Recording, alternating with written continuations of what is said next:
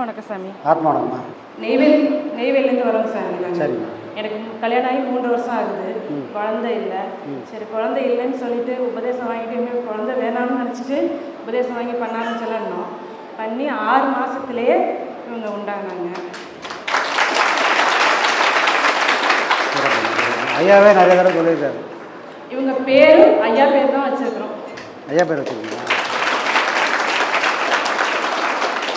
ரொம்ப சந்தோஷமாக இருக்குது சாமி. இதை சொல்லணுங்கிறதுக்காகவே நான் இங்கே வந்து சொன்னேன். சரி சரி சரி சரி, நல்ல சந்தோஷம். அதாவது ஐயாவே நிறைய தடவை சொல்லியிருக்காரு, உங்களோட குறைகள் ஏதாவது இருந்தால் ஆத்மார்த்தமாக அதையே வேண்டிக்கிட்டு நீங்கள் நிறைய 9 வாரம் தொடர்ந்து பண்ணிங்கன்னா உங்கள் அந்த குறைகள் எல்லாமே நிவர்த்தி ஆகும்.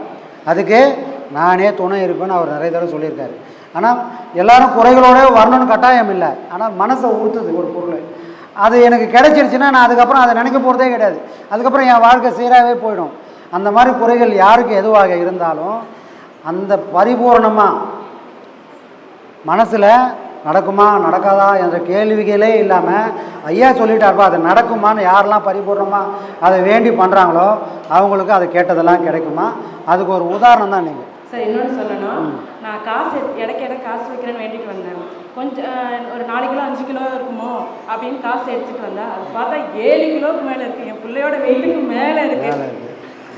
அது நினைக்கும் போது அதை விட சந்தோஷமாக இருக்குது. ஐயானாலே வெயிட்டு தான். சந்தோஷம் சந்தோஷம் சந்தோஷம் சந்தோஷம். நல்லது. என் பிள்ளைய ஒரு தடவை தொட்டு ஆசீர்வாதம் பண்ணி கொடுங்க.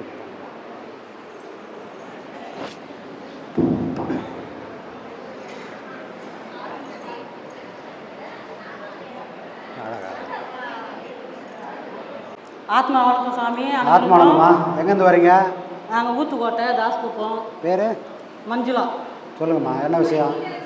கிட்ட வச்சுங்க, மைக் கிட்ட வச்சுங்க. மஞ்சுளா ஊத்துக்கோட்டைலேருந்து வந்தேன். எங்கள் பையனுக்கு கல்யாணம் ஆகி 10 வருஷம் ஆச்சு. எல்லாம் கோயிலுக்கு போனேன் நான். ஐயானு வந்து ஃபஸ்ட்டு புதாசம், 2வது புதாசம், 4வது வருஷம், போன வருஷம் பையன் வந்துருக்கலாம். இப்போ இடைக்கு எடை போட்டுக்கிறோம். ஐயாவோட கையோட இடைக்கு போட்டோம்.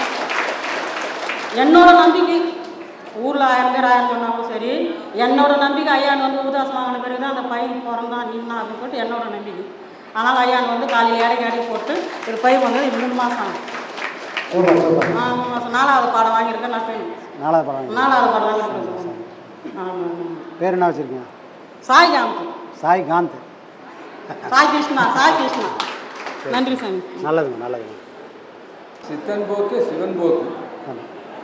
சித்தம் போக்கு சிவன் போக்குன்னு ஏன்னு சொல்கிறாங்கன்னா, சித்தர்களை பற்றி ஒரு வார்த்தை சொல்லுவாங்க. மற்றவங்களுக்கும் சித்தர்களுக்கு என்னப்பா வித்தியாசம் அப்படின்னா, சித்தம் தெளிந்தோனே சித்தன்.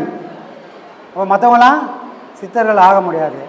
அப்போ அந்த சித்தம் தெளிந்த நிலை என்ன ஆகுன்னா, சித்தம் எப்போ தெளியும் அப்படின்னா, ஒரு மனசில் சித்தம் புத்தி அகங்காரன்ற 3 பொருள் இருக்குது. அப்போ நமக்கு தெளிஞ்சுதான் சித்தன் ஆயிருப்போமே. அப்போ சித்தம் எப்பவுமே குழம்பி இருக்குது. அப்போது எது வேலை செய்யுது அப்படின்னா, சித்தத்தை தவிர்த்து என்ன வேலை செய்யுது? புத்தியும் அகங்காரமும் வேலை செய்யறதுனால சித்தம் ஒரு நாளும் தெளிவாக இருக்கிறதே கிடையாது. புரியுதுங்களா? அப்படி தெளிவாக இல்லாத யாரும் சிவனாக மாற முடியாது. அப்போது சித்தம் யாருக்கெல்லாம் தெளிவாக இருக்குதோ, தெளிஞ்சதுன்னா என்ன அர்த்தம்னா அவங்ககிட்ட அகங்காரம் இருக்காது, புத்தியும் இருக்காது. புத்தினா எது என்ன சொல்ல வரேன்னா, எத்தனையோ ஜென்மமாக அவங்க குணம்னு ஒன்று இருக்குது. அந்த குணம்லாம் இல்லாமல் நிர்குணமாக ஆகிடுவாங்க. அப்படி நிர்குணமாக ஆனால் அவங்க சொல்கிறதெல்லாம் வேதம், அவங்க தான் சிவமாக மாறுவாங்க. அதுதான் சித்தம்போக்கு சிவம்போக்கு. ஆணவம் இல்லை, புத்தியும் இல்லை. புத்தி தான் பிரித்து பார்க்க இல்லையா? அப்போ பிரித்து பார்க்க தன்மையே யாருக்கு இல்லையோ அவன் சிவம்போக்கு ஆகிடுவான். அப்புறம் திறப்பெயரும் கொஞ்சம் தீண்டாமல் இருந்தாலும் வினைப்பெயரை வெல்வது அரிது. நாங்கள் திரைப்பெயரும் கஞ்சியும் தீண்டாமல் இருந்தாலும் வினைப்பெயரை வெல்வது அரிது. புரியல. திரைப்பெயரும் கஞ்சியும் தீண்டாமல் இருந்தாலும் வினைப்பெயரை வெல்வது அரிது. ஆமாம் ஆமாம் சொல்லுங்க சாமி. திரைப்பெயரும் கஞ்சியும் தீண்டாமல் இருந்தாலும் வினைப்பெயரை வெல்வது அரிது. திணைப்பயிரும் கஞ்சியும் தீண்டாமல் இருந்தாலும் வினைப்பயனை வெல்வது யாருக்கும் அரிது. அது கான்செப்டே அதுதான் சார். மனுஷனோட பிறவி நீ அதுதான் சொல்லுவாங்க, நீ சாப்பிடா கட்டிப்போ, அதனால் உன் வினை தீர்மானா அப்படிலாம் தீர்ந்துடாது. நீ விரதமாக இருந்தாலும் உன் வினை பயன் தீர போகிறதே கிடையாது. அனுபவித்தால் மட்டும்தான் அது தீர்த்து முடிக்க முடியும். சரிங்களா?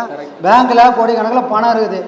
இந்த பிறவிக்குள்ளே அந்த பணத்தெல்லாம் நீ அழித்து முடிக்கணும்னா தினமும் எடுத்து செலவு பண்ணினே இருக்கணும். ஆனால் நாம் யாராவது அப்படி பண்ணுறோமானா யாரும் அப்படி பண்ணுறதில்ல. ஒரு அக்கௌண்ட் ஓப்பன் பண்ணி கொடுத்துட்டான் இறைவன், அதுலேயே ஏற்கனவே கோடிக்கணக்கில் பணம் இருக்குது. நாம் என்ன பண்ணுறோம், இங்கே சம்பாதிச்சு திரும்பி பேங்க்கில் போடுறோமே தவிர எடுத்து காலி பண்ணணுன்ற அறிவே நமக்கு வரவே இல்லை. அப்போ கர்மான்றது அனுபவித்தால் மட்டும்தான் முடியும். ஆனால் இங்கே நம்ம சேர்க்க வந்த மாதிரியே சேர்த்துனே இருக்கிறோம். அடிக்க வந்தவங்களை தவிர சேர்க்க வந்தவங்க இல்லை. அப்போ வினை பயனா நீ அனுபவித்து முடிச்சு உன் வாழ்க்கை இதுதான் முடிவாயிடுச்சுன்னா அதில் வாழ்ந்து இந்த பிறவிக்குள்ளே எல்லாத்தையும் முடிச்சிடு. ஓஹோன்னு வாழ்ந்தவன் சாவதானே போகிறான். அவனா ஒரு 1000 வருஷமாக வாழ போகிறான். கஞ்சிக்கு வழி இல்லாமல் அவனும் வாழ ஒன்றும் கிடையாது. மரணம் நிச்சயம். அதுக்குள்ளே வாழ்க்கையை தைரியமாகவும் நிதானமாகவும் வாழ்ந்தால் அவங்கவுங்க கர்மா தானாகவே முடியும்.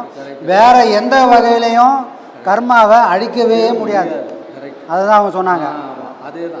புரியுங்களா? நீ பட்னியாக இருந்தாலும் அழிக்க முடியாது, விரதம் இருந்தாலும் அழிக்க முடியாது, தினமும் மந்திரமாக உச்சாடனம் பண்ணாலும் கர்மா அழியாது. அனுபவிச்சால் அழிஞ்சிடும். அனுபவிச்சு தெரியணும். எல்லாரும் தெரியணும். ஆமாம். அப்புறம் அரச சபையில் எல்லா மன்னர்களையும் கூப்பிட்டுருக்காங்க. ராஜா கொஞ்சம் கிட்ட வச்சுங்க சார்.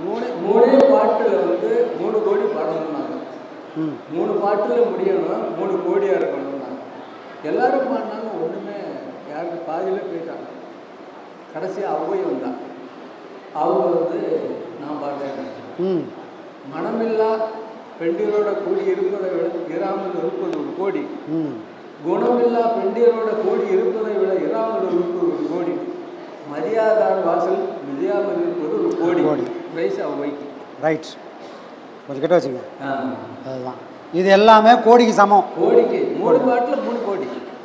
அதுதான் அன்பில்லாத பெண்டீர் அவங்க கையால் சாப்பிட்றத விட கூறாமல் துறவரம் போயிடு அப்படின்றாங்க. சொல்லிக்காமல் ஓடி போடு. அன்பில்லாத பெண்டீர் கூட வாழறதுன்றது போராட்டமான வாழ்க்கை. ஏன்னா டெய்லி வீட்டுக்கு வந்தாகணும். அப்போ டெய்லி நீ போராடின்னு இருக்கணும்.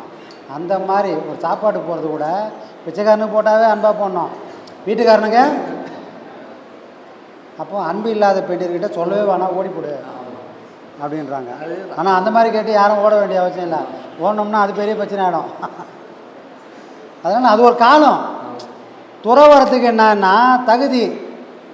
நீ எதையாவது விட்டுட்டு போனோம், வெறுத்தால் மட்டும்தான் அங்கே போகணுன்றது அந்த காலத்தில் ஒரு ஈடுபாடு.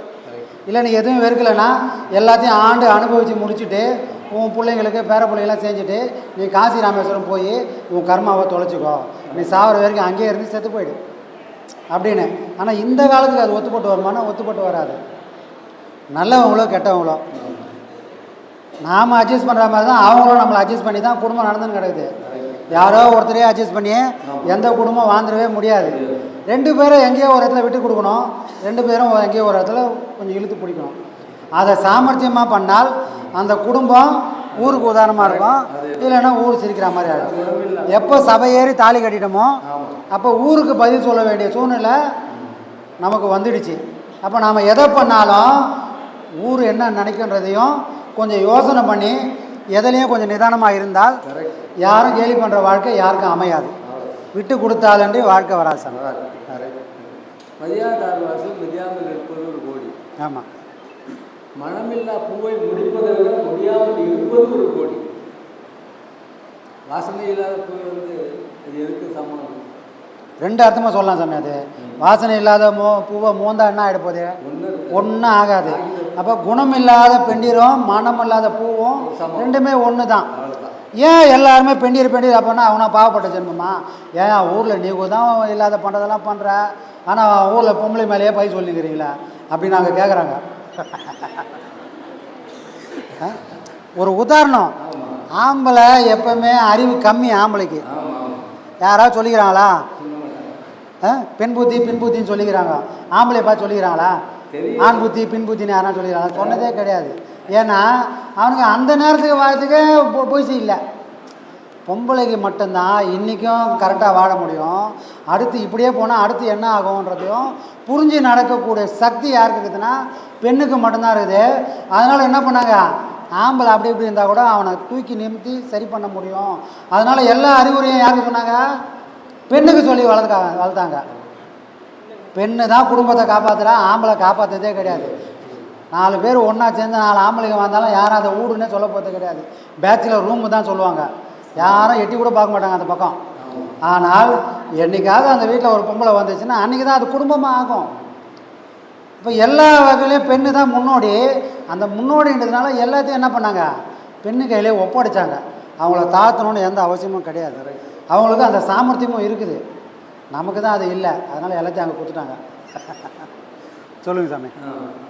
மதியாதார வாசல் மிதியாமல் இருப்பது 1 கோடி. ஆமாம், அது மானம் உள்ளவனுக்கு சொன்னது சாமி. ஆமாம். ஏன்னா எல்லாரும் அப்படி இருக்கிறாங்களான்னா அப்படிலாம் இருக்கிறது கிடையாது. 1000 வாட்டி மூக்கு உடஞ்சாலும் திரும்ப திரும்ப போய் நிற்கிறாங்க. மனுஷனுக்கு வாழ்க்கையில் எல்லாத்தையும் விட்டு கொடுத்துடலாம். சுயமரியாதையை யாரும் விட்டே கொடுக்கக்கூடாது. மோதி தான் பார்க்கணுன்றதான் வாழ்க்கைன்னு வந்துட்டா மோதி பார்க்கலாம், தப்பு கிடையாது. எல்லா இடத்துலையும் எல்லாத்தையும் விட்டு கொடுக்க வேண்டிய அவசியம் யாருக்குமே கிடையாது. இல்லைங்க பாடெல்லாம் பண்ணுறேன் விட்டு கொடுக்கலாம்னு சொல்லிக்கிறாங்களா, எதை எதை விட்டு கொடுக்கணுமோ அதை மட்டும்தான் விட்டு கொடுக்கணும். எல்லாருக்குமே சுயமரியாதைன்றது ஒன்று அவசியம், கண்டிப்பாக வேணும். ஏன்னா அந்த சுயமரியாதை மட்டும்தான் அவனாகவே வச்சுருக்கோம். அந்த சுயமரியாதைன்னு ஒன்று போயிடுச்சுன்னு வச்சுங்களேன், எடுப்பார் கைக்குள்ள மாதிரி யார் வேணால் என்ன வேணால் பண்ணிக்கலாம். நம்ம சுயம்ன்றதே ஒன்று இல்லாத போயிடும். யாருக்கு சுயம் நானாகவே இருக்கணும்னு ஆசைப்படணும், அவங்களுக்கெல்லாம் சுயமரியாதை கட்டாயம். அது அபியாசம் பண்ணாலும் அபியாசம் பண்ணாத போனாலும் அப்போ அவங்களாம் என்ன பண்ணுவாங்க, ஒரு இடம் நமக்கு தோதுப்பட்டு வரல, மதிக்கலை அப்படின்னா அதை தூக்கி போட்டு அடுத்த வேலையை பார்க்க போயிடுவாங்க. யாரை பற்றியும் கவலைப்பட வேண்டிய வேலை அங்கே இல்லை. 1 கோடியாக முடிச்சுட்டாங்க. ஒரே கோடியாக முடிச்சுட்டாங்க. ஆமாம், ரைட் சாமி. ஆத்மானம் சாமி.